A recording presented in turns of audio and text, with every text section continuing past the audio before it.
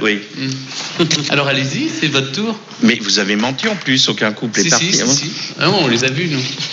Cette semaine, la télévision a passé son temps à humilier des losers. Il faut dire que l'humiliation est le nouveau concept à la mode, à la télé. Ça rassure le téléspectateur.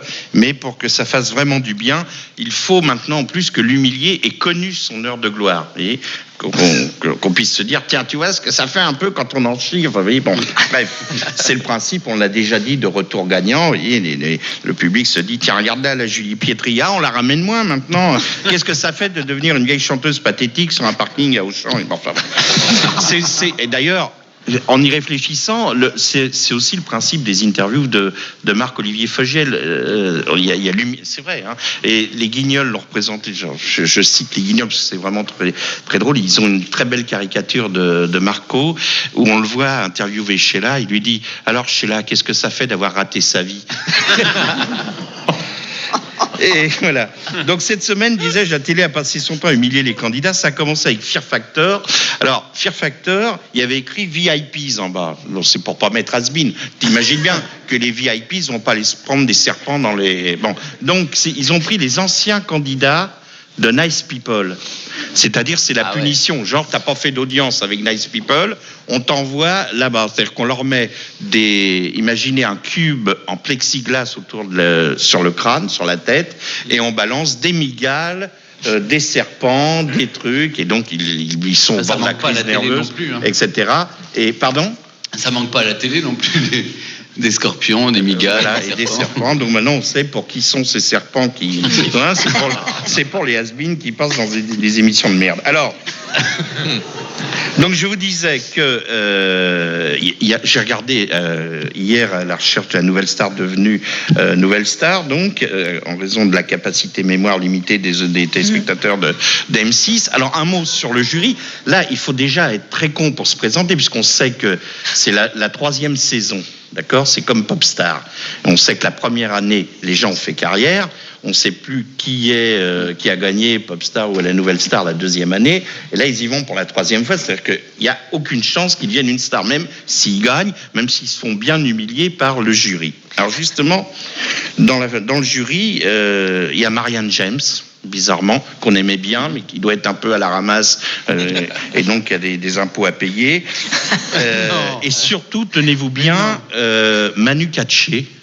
Manu Katché, alors pour ceux qui savent pas, notamment pour Stéphane, Manu Katché, c'était le batteur de Sting, c'était le percussionniste le plus demandé des années 80. Donc on comprend que c'est pas le percussionniste le plus demandé des années 2000, parce qu'il est contraint d'aller s'humilier dans un programme aussi médiocre.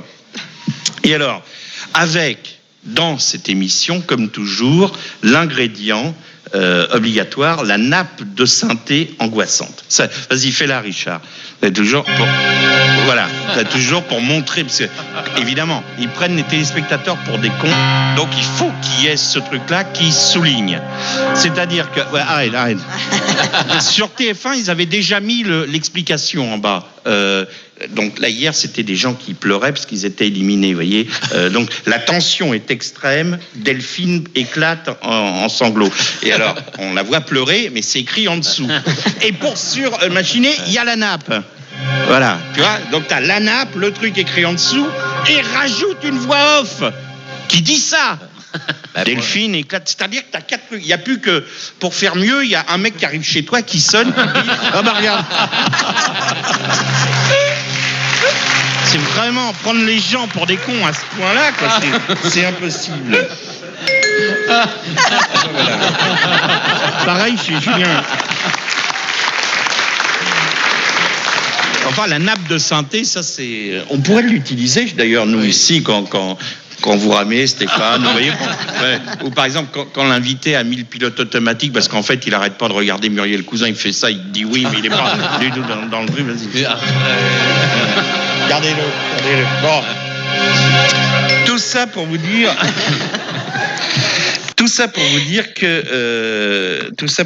que Manu Katché, c'est fait. Dans la merde, tu vois, vous en avez pour d'autres aussi. Je pense qu'il rame là, il faudrait les aider. Non, une petite nappe.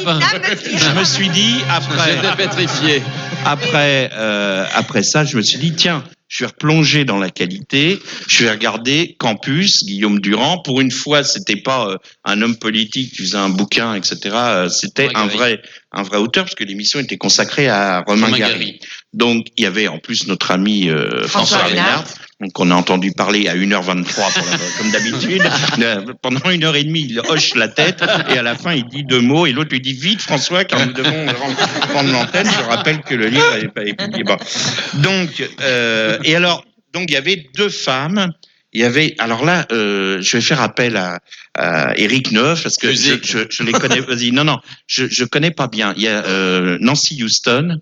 Qui est un écrivain. Qui est écrivain, bon, qui a dû, j'imagine, coucher avec. Les 2 femmes ont connu intimement Romain Gary. Et donc, en fait, on est retombé dans un truc de télé-réalité. Ouais, c'est drôle. Bah oui, c'était. C'est-à-dire que les 2 se détestaient. Ouais. C'est-à-dire, oui. Alors, une disait. Romain Gary était juif et il revendiquait sa judaïté. Ouais. L'autre, mais pas du tout. Il était catholique. Pas du tout, il était catholique. Et l'autre lui dit, c'est faux, il avait la Torah au bas de son lit et tout. Genre, pauvre conne, t'as pas été dans son lit. Non, mais ce qui est d'autant plus stupide que la vraie histoire d'amour de Romain Gary, c'est Ginsberg. Voilà. Ouais, il y en a eu beaucoup d'autres. Il y a eu Gene Manson aussi. Non, c'est pas vrai. Non, et alors, Charles Manson. Donc, il y en a, et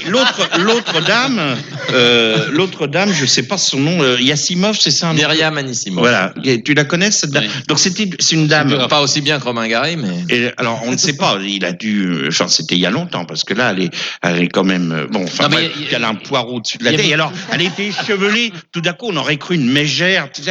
Dès que l'autre ouvrait la bouche, là, Nancy Houston, c'était incroyable. C'était pire qu'à la recherche de la nouvelle star. Oui. Mais non, il y a visiblement une querelle entre 2 parties de la famille, Romain Gary. Ah oui, c'est ça. Et donc, les uns sont d'un côté, les autres de l'autre. Enfin bon, c'était incroyable. Donc, en fait, qui est arrivé à la fin, on a rajouté d'ailleurs contre la biographie. Voilà. Alors heureusement, il y avait d'ailleurs quand François Reynard a parlé, c'était pour faire l'éloge de La Promesse de l'Aube et Les Racines du Ciel. Des Racines du Ciel. Et puis il y a votre amie Agnès. L'Église qui a parlé effectivement également de Romain Gary en des termes là positifs, en tout cas de l'œuvre, et ça donnait vraiment envie de relire ça. C'est bizarre, il est un peu passé au purgatoire, cet auteur. Mais déjà de son vivant, alors il est habitué. Ah ouais. C'est pour ça qu'il est devenu Ajar. Oui. Voilà. Alors donc, pareil sur la mère, oui, sa mère était merveilleuse, non, sa mère était une virago, enfin, etc. Et alors, figurez-vous qu'il y avait Régine. Qui était là, et au même moment, elle était chez Coé. J'étais pétrifiée. Et elle était pétrifiée, effectivement. Bon, je crois qu'elle va reprendre le rôle de Madame Rosa au théâtre. Ah bon, et alors, là, elle était pétrifiée. Non, alors, ils lui ont demandé à la fin, je me demandais pourquoi elle était là. Et à la fin, ils lui ont dit, donc elle a quand même, enfin, j'allais dire, elle a ouvert la bouche, non, parce qu'elle avait, à cause, bah oui, c'est tendu et tout. Donc, ouais. Tiens, hier, de qui on parlait, qu'elle avait des, bah elle a les poils pubiens, elle a de la barbe. Et alors, la bouche ouverte, et elle a de la barbe. Voilà.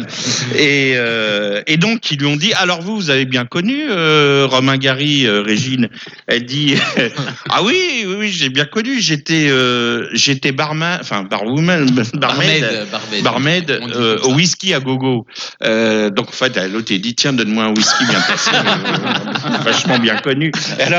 Et ils lui ont demandé de départager les 2 mégères là. Tu penses? Alors elle dit, les 2 ont raison. Enfin, bon. Elle vend un disque surtout, hein, donc elle n'allait pas commencer à faire des. Non, et à un moment, elle a dit, oui, il revendiquait sa judaïté parce qu'il m'a demandé de chanter une chanson qui s'appelle Mamie chez Mamen. Vous connaissez ça, non? Ça doit être un chant. Mama. Oui, ma Yiddish Mama. Vous connaissez ça? Tu connais Richard Lornac? Voilà. Donc il a demandé de chanter ça. Donc en fait, l'émission s'est terminée là-dessus, sur le fait que Romain Gary était juif, puisque un jour il avait un peu trop picolé, il a dit à Régine, dis là, vas-y, chante-moi même ce truc-là. Voilà. Ce truc-là. Ah non, il a parlé de Chien Blanc, François Reynard. Blanc, voilà. Donc lisez Chien Blanc. Il m'a donné c'est envie. le plus mauvais Chien Blanc. Oui, vous n'allez pas ranimer la Gary. Non, c'est la. Tu n'as pas connu Gary. Non, moi, mais... je sais qu'au pied de son lit, il avait Chien Blanc.